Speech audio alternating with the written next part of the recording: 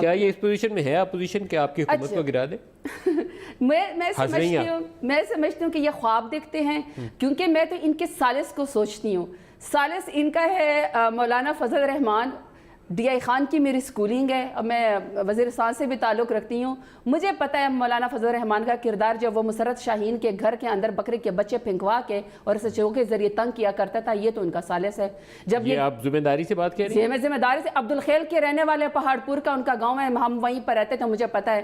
Second بات یہ سمجھتے ہیں کہ یہ سیاست وہی ہے. بات کا مطلب کیا؟ میں سمجھا نہیں. بکری کے بچے پھینک کے کیا کرتے ہیں؟ یہ اوچے ہتھ کنڈوں والی سیاست ہے. مولانا فضل الرحمان کو خود تو ووٹ ملا نہیں ہے. ڈی آئی خان میں انہوں نے سرکاری جتنے زمینوں کے اوپر قبضے کیے ہیں، ابھی تو ان کی کرپشن سامنے آئے گی. یہاں پہ کشمیر کمیٹی کی کاز کو 12-15 سال جو وہ چیئرمین کمیٹی تھے، انہوں نے کروڑوں روپے کے فنڈز کھائے، لیکن کشمیر کاسٹ جو ہے وہ انہوں نے صرف مشال ملک بیچارے کے لیے چھوڑ دیا. آج تک انہوں نے کشمیر ڈے نہیں بنایا. کشمیر کے کاسٹ کو انہوں نے ختم کر دیا. یہاں سے بھی زبردستی سی ڈی اے نے ان کو نکالا. تو یہ تو ان کا کیریکٹر ہے. اور جب وہ گئے تھے ان دونوں کو منانے کے لیے کہ آپ کا اپوزیشن لیڈر ہونا چاہیے، تو وہ خود سے خیر سے اپوزیشن لیڈر بن کے آ گئے تھے. تو یہ تو ان کا ثالث ہے. تو جن کے کندھوں کے اوپر ان کا تکیہ ہے، آپ خود اس ثالث کا اندازہ لگا لیں کہ یہ اس کے ذریعے سیاست کریں. تو مجھے تو حیرت ہوتی ہے کہ اگر ان کی سیاست سمٹ کے اس میں آ گئی ہے اور یہ خواب دیکھتے ہیں. اچھا، اب عمران خان جو پرائم منسٹر ہے، انہوں نے کل سے کہا کہ میں چوروں اور ڈاکوں کو NRO نہیں دوں گا.